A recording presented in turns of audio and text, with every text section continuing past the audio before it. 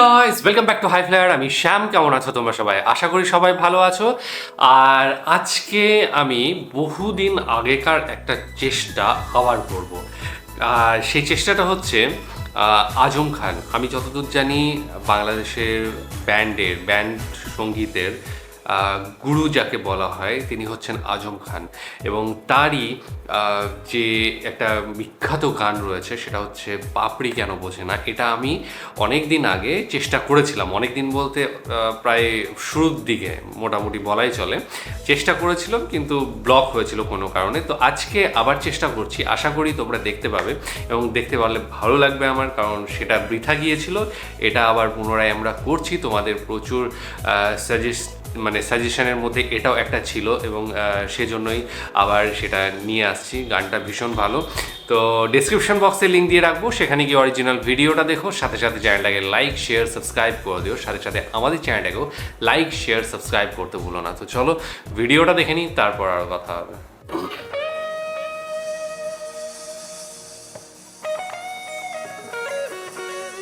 ওকে, অনেকদিন আগে গানটা শোনা, তবে আজম খানের কণ্ঠেই মেবি। তবে পরবর্তী সময় কি জেমস গিয়েছিল গানটা?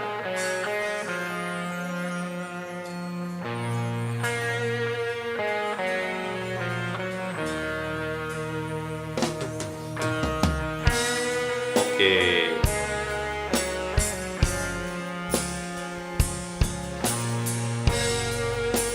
দুজনেই সুপ্তারা বাংলা ব্যান্ডের।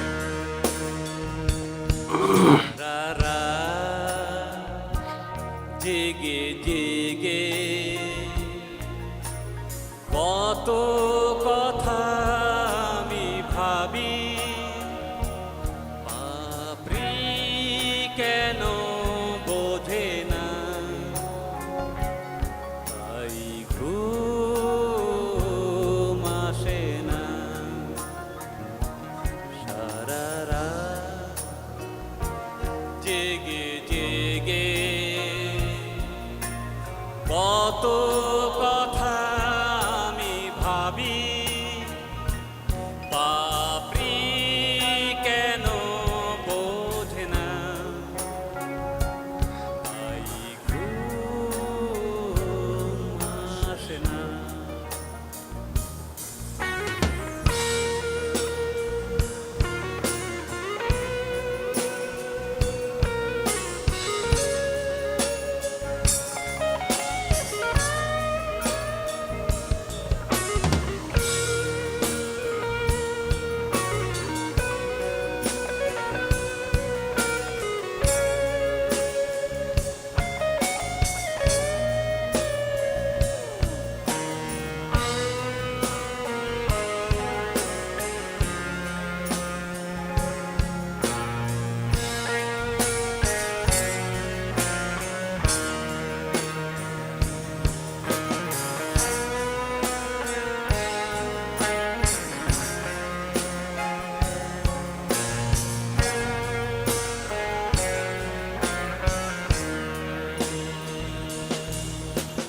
তুমি আমি কেন দূরে দূরে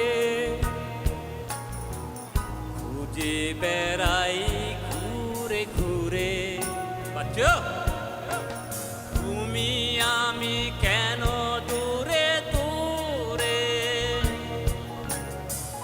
খুঁজে বেড়াই ঘুরে ঘুরে,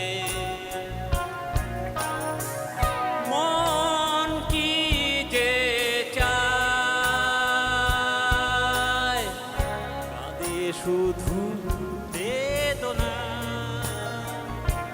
পাপড়ি কেন বোঝে না, তাই ঘুম আসে না,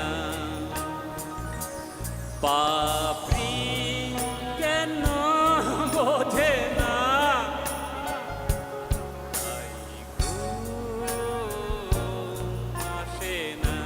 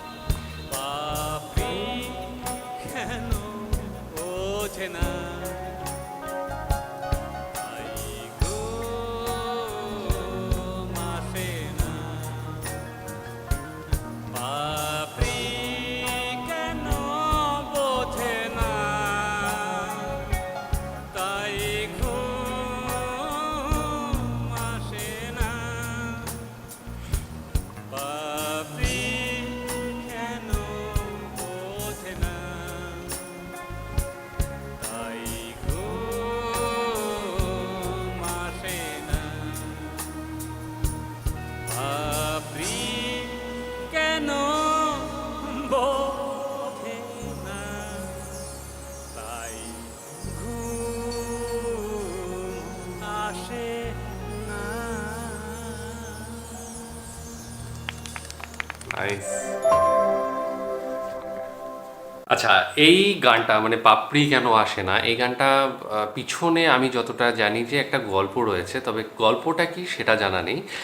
সেটা সম্বন্ধে জানতে গেলে আমাদের অন্য কোনো ভিডিও দেখতে হবে যেটাতে গানটাও রয়েছে এবং সেখানে তার সম্পর্কে বলা রয়েছে, যদিও বা সেখানে সেই ধরনের কোনো ভিডিও আছে কি না সেটাও আমার জানা নেই, তোমাদের জানা থাকলে অবশ্যই জানাবে। আর এই গানের ক্ষেত্রে আমি প্রথম যখন শুনেছিলাম একটা আলাদা রকম ভাইব ছিল গানটার মধ্যে। যথেষ্ট বোঝা যাচ্ছে যে আজম খানের এই সময়ে অনেকটা বয়স হয়ে গিয়েছিল, তবে যে ফিলটা ছিল মানে তার মধ্যে যে প্রথম আমি যখন শুনেছিলাম সেই ফিল আর এই ফিলটা কিন্তু একই রকম রয়েছে, সেই অনুভূতিটা কিন্তু একই রকম রয়েছে। গানটার গুরুত্ব অনেকখানি এবং যারা বাংলা ব্যান্ড শুনে অভ্যস্ত, যারা বড় হয়েছে, তারা আজম খানের বিশেষ করে বাংলাদেশে এই গানটা অবশ্যই শুনেছে। এবং গুরু আজম বলা হয় আয়ুব বাচ্চু স্যার ওনার শিষ্য, তো আয়ুব বাচ্চু সম্পর্কে আলাদা করে কিছু বলার নেই। তাকে নিয়ে অনেক ভিডিও আমরা দেখেছি, আমি নিজে করেছি এবং সেখানে তার যে প্রতিষ্ঠা সেটা প্রমাণিত বরাবরই। এবং প্রত্যেকটা গান খুব এনজয় করেছি। একটা কি বলবো, যৌবনকাল কাটানো সেই সময়টা, যেটা শুরুর সময়টা, সেই সময় থেকে আমরা প্রচুর গান শুনেছি। আয়ুব বাচ্চু, জেমসের গান, এই ধরনের গানগুলো প্রচুর শুনেছি। সেটা ওপার বাংলা হোক এপার বাংলা হোক, দুই বাংলাতেই কিন্তু ভীষণ জনপ্রিয় ছিলেন দুজন। আজম খান সম্পর্কে আমি এতটা জানতাম না এর আগে।